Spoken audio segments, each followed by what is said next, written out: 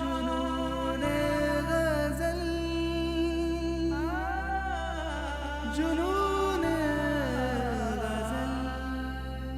गजलों की है ये हलचल, गर गर सा दिल और दिमाग है बेकल, गर गर सा।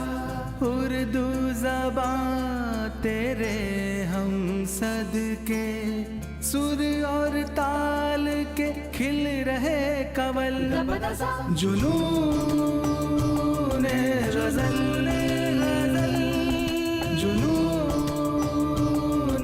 गजल, जुनून गजल, जुनून गजल। गजल उसने छेड़ी मुझे सांस देना, जरा उम्र रफ्ता को आवाज देना। नाजरीन, मैं हर्षिता गौर आप सभी का हमारे इस प्रोग्राम जुनून गज़ल में इस्तकबाल करती हूँ।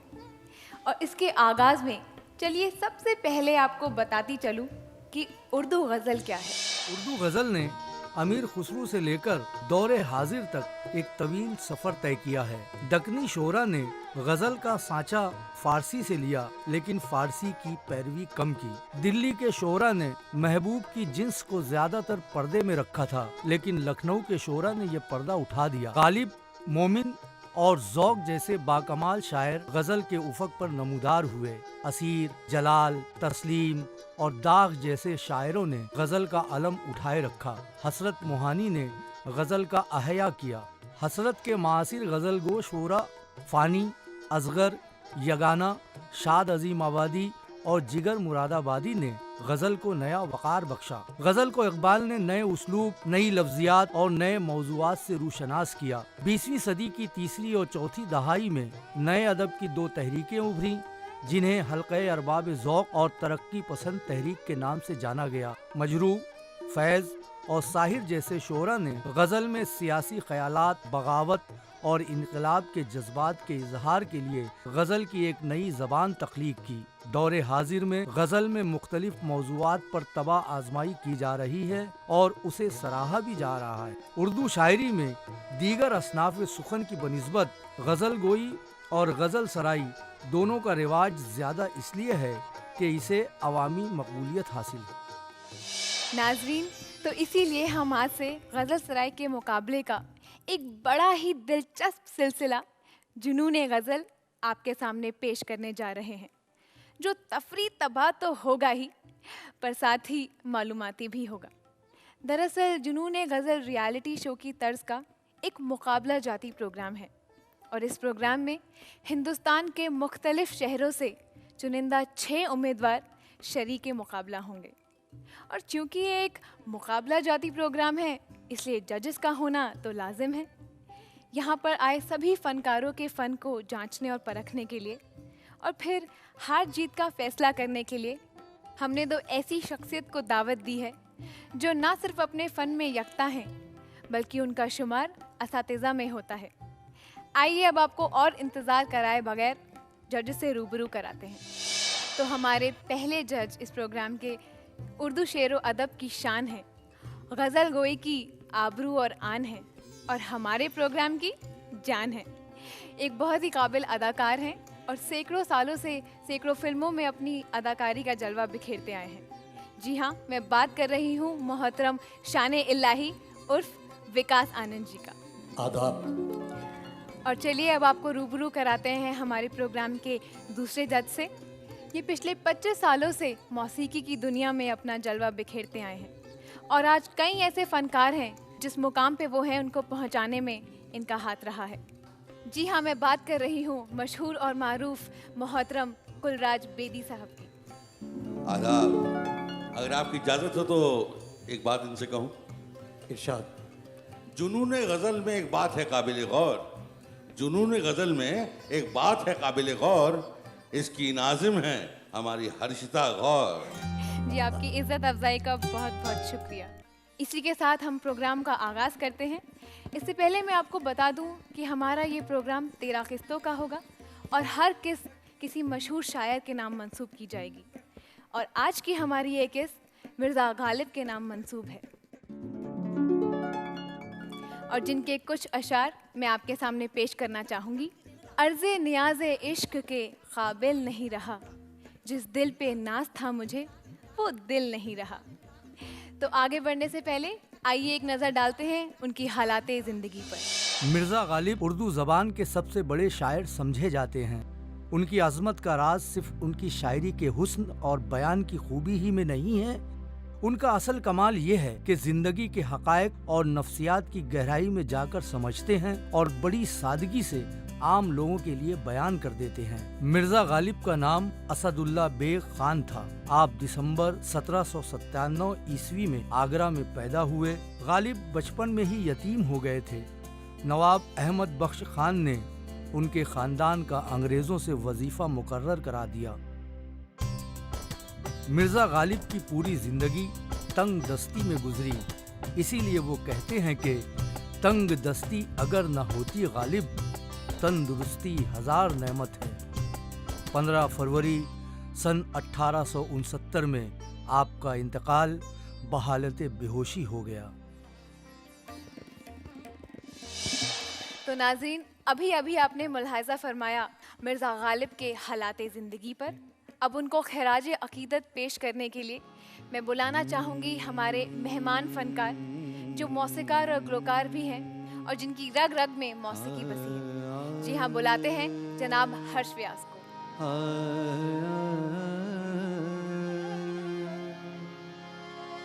आह को चाहिए एक उम्र असर होने तक, आह को चाहिए एक उम्र असर होने तक। कौन जीता है तेरे जुल्फ के सर होने तक, आह को चाहिए एक उम्र असर होने तक।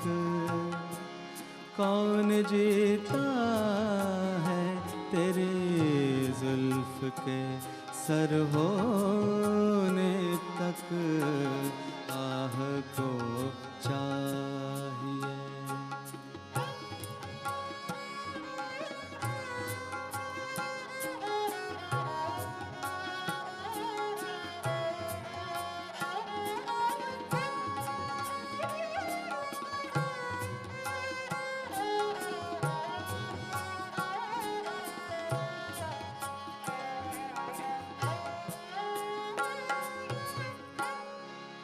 हमने माना के तगाफुल न करोगे, लेकिन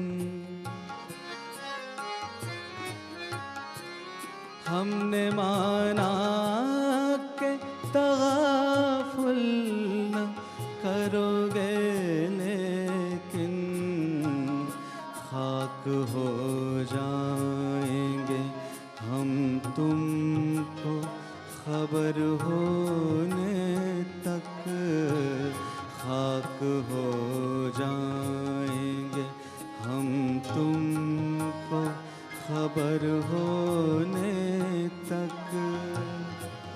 कौन जीता है तेरी जुल्फ के सर होने तक, आह को चाहिए।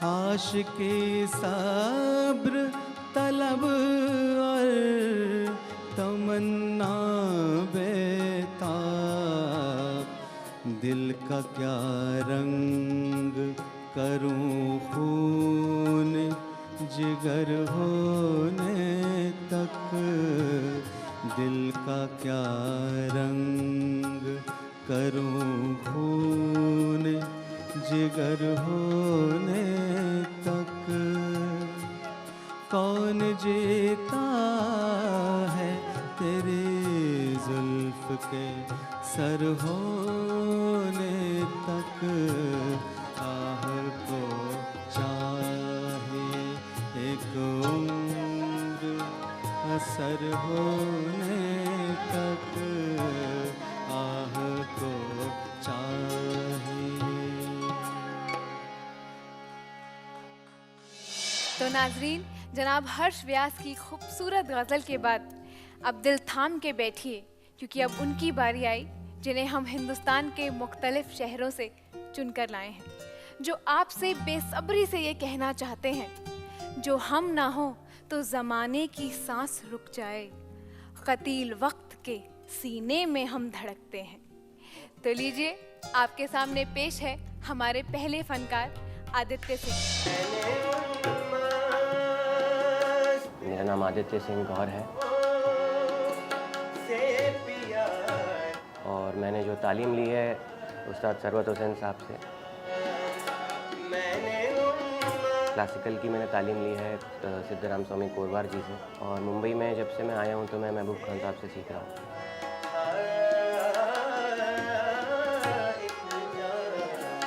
मैं इंजीनियरिंग करने के बाद इस लाइन में आया हूँ। इससे मैं अलग नहीं हो सकता, और अगर मैं जॉब करता तो शायद इससे मैं अलग हो जाता।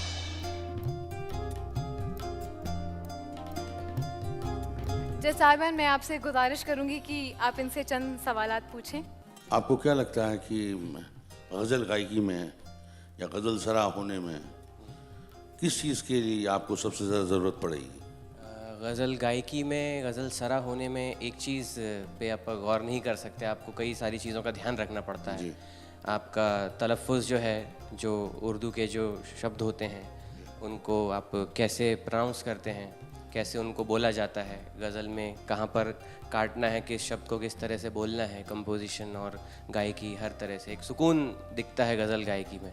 तो ये सबसे ज़्यादा ज़रूरी मेरे हिसाब से गज़ल गायकी में है। आपको यकीन है कि आप कामयाब हो जाएंगे?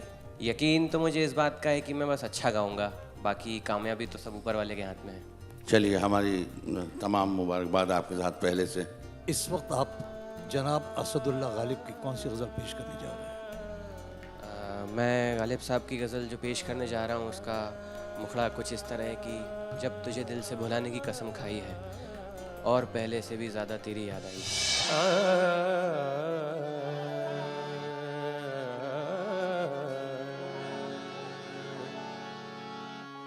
जब तुझे दिल से भुलाने की कसम खाई है, जब तुझे दिल से भुलाने की कसम खाई है,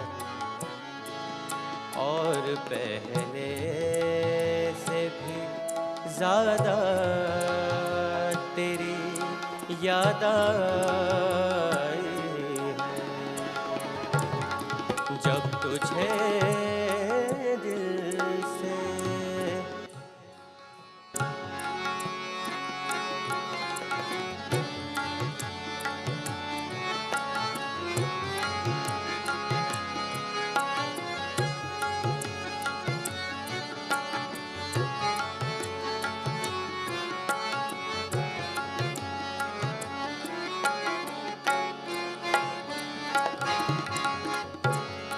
ज़ब्त करता हूँ तो हर ज़ख्म लहू देता है,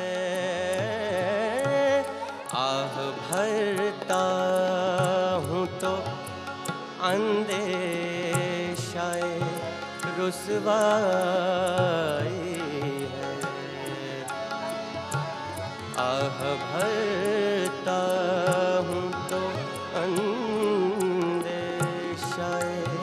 रुसवाई है, जब तुझे दिल भुलाने कसम खाई है जब तुझे दिल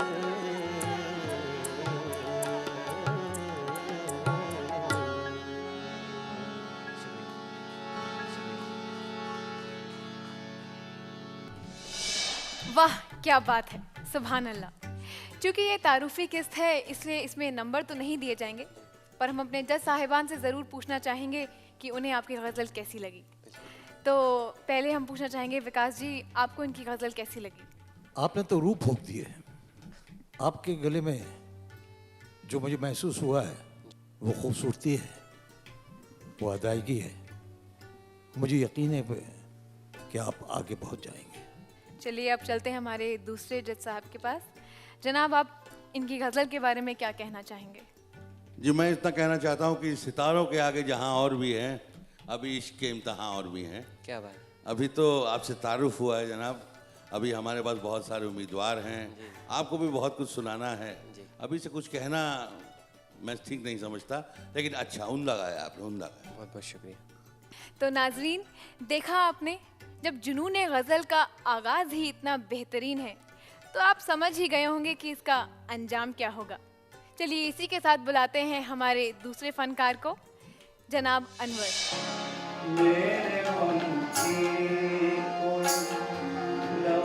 मेरा नाम है अनवर मंसूरी, मैं मुंबई से हूँ।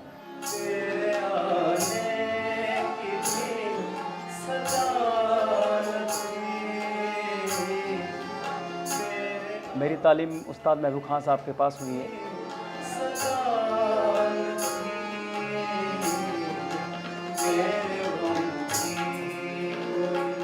उम्र की 10 साल से मैंने सीखना शुरू किया। गज़ल ऐसी चीज़ है कि उसमें शब्दों का महत्व होता है, अर्थ होता है, उसको सुनकर इंसान सुकून पाता है, इसलिए गज़ल बहुत बेहतरीन है। संगीत शोहरत या दौलत के लिए नहीं होता है, संगीत के बिना कोई ज़िंदगी या दुनिया नहीं है। तो अनवर साहब, जुनून गज़ल में आपका इस्तकबाल है। शुक्रिया। और शुरू करने से पहले हमारे जज साहिबान आपसे चंद सवालात करना चाहेंगे। जी सर। आज आप किसी गज़ल सुनाने जा रहे हैं? सर, मैं गालिब साहब की मैं रहे मीना रहे गर्दिश में पैमाना रहे सुनाने जा रहा हूँ। क्या बात है, क्या बात है। तो चलिए, आपकी इतने सालों की तालीम क्या रंग लाती है, हम सब देखते हैं। शुक्रिया।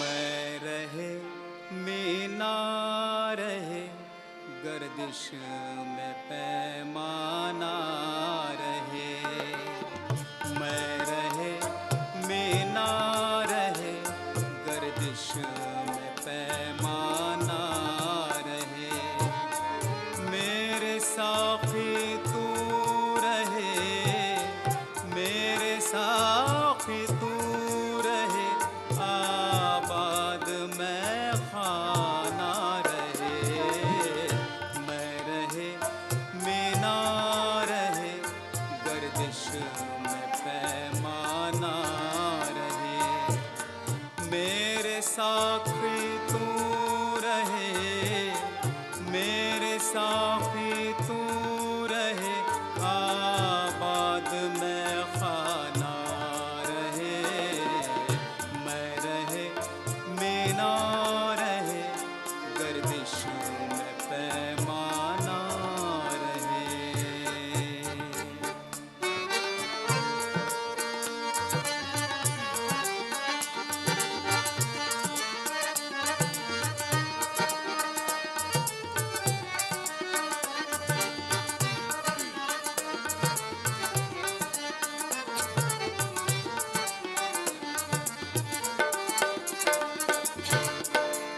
हश्र भी तो हो चुकी रुख से नहीं हटती नकाब,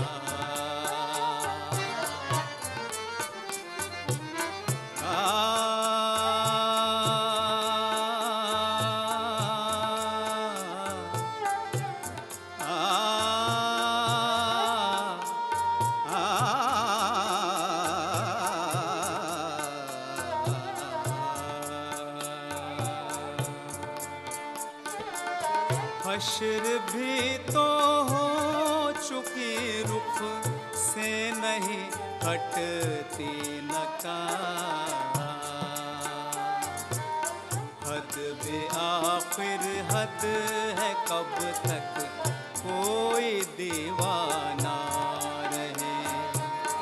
मेरे साखी तू रहे, मेरे साखी तू रहे, आबाद में खाना रहे। मैं रहे मीना रहे, गर्दिश में पैमाना रहे। वाह, बहुत खूब, क्या उम्दा गज़ल थी। तो देखते हैं हमारे जज साहिबान क्या कहना चाहेंगे आपकी गज़ल के बारे में। जी ज़रूर। जनाब, क्या कहना चाहेंगे आप? अनवर साहब, जी सर। आपकी आवाज़ में जादू है शुक्रिया सर। और हर शेर को बाखूबी अदा किया है आप। लेकिन आपने जो शेर गलत पढ़ा है, वो जो पढ़ा है वो मैं सुनाई देता हूँ। जी जी सर, ज़रूर। आपने पढ़ा है हश्र में हो चुकी, रुख से नहीं हटती नकाब। असल में हो चुका है। जी सर। हश्र में तो हो चुका है। आइंदा ख्याल रखिएगा, जी ज़रूर सर। क्योंकि अभी तो शुरुआत है। जी जी। गलतियाँ आहिस्ते आहिस्ते ठीक होती जाती हैं और मुझे यकीन है कि आइंदा ऐसी गलतियाँ आप नहीं करेंगे, चूँकि ये गालिब साहब की गज़लें हैं। जी सर, याद रखूँगा सब अच्छे से। और बाकी मियाँ तजर्बा सब सिखा देता है। नकाब से चुकी हो या चुका हो, तजर्बा आता जाएगा, अपने आप चुकती जाएगी वो। आप बेफिक्र रहें, अच्छा गाएं, उम्दा गाएं, बस। शुक्रिया सर, शुक्रिया। चलिए अनवर साहब, गलतियाँ तो होती रहती हैं, पर हमें पूरी उम्मीद है कि अगली किस्त में हमारे जज साहब को आप बिल्कुल कोई शिकायत का मौका नहीं देंगे। पूरी तरह से, पूरी तरह से। शुक्रिया। गलतियाँ तो होती रहती हैं, तो सिलसिले को आगे बढ़ाते हुए हम बुलाते हैं अपनी तीसरी फनकारा को, मोहतरमा अनन्या बसु। मैं अनन्या बासु, मैं कोलकाता से हूँ। मैंने क्लासिकल सीखा है पंडित नोनी गोपाल बंदोपाध्याय से। मैंने उसके बाद सीखा है अभिजीत बंदोपाध्याय। बहुत अच्छा लग रहा है, ये मेरे लिए एक बहुत बड़ा प्लेटफॉर्म है। मैं चाहती हूँ कि मैं एकदम अच्छे सिंगर, तैयार सिंगर होकर यहाँ से निकलूँ।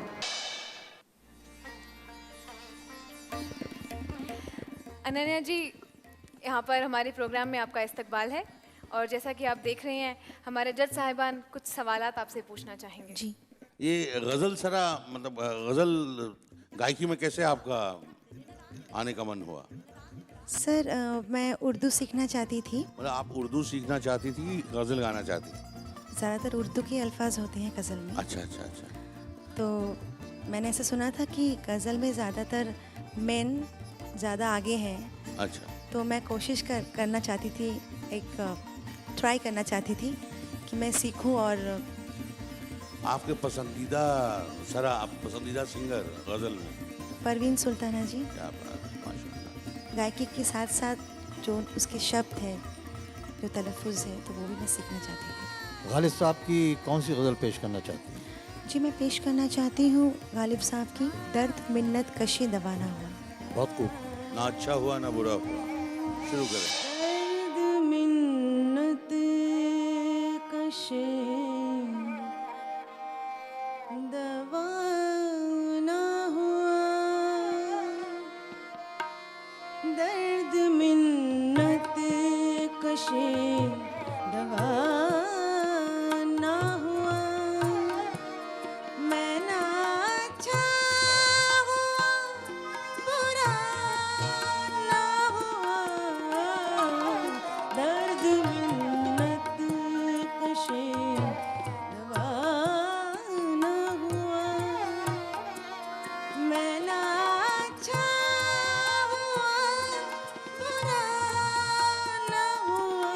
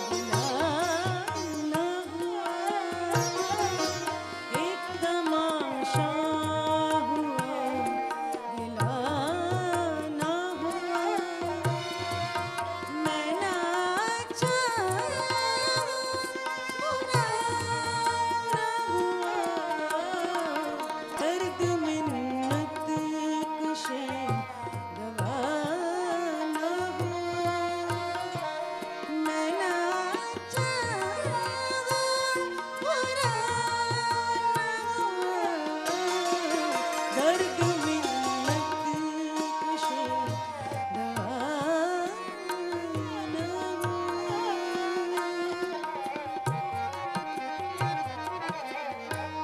Thank you so much.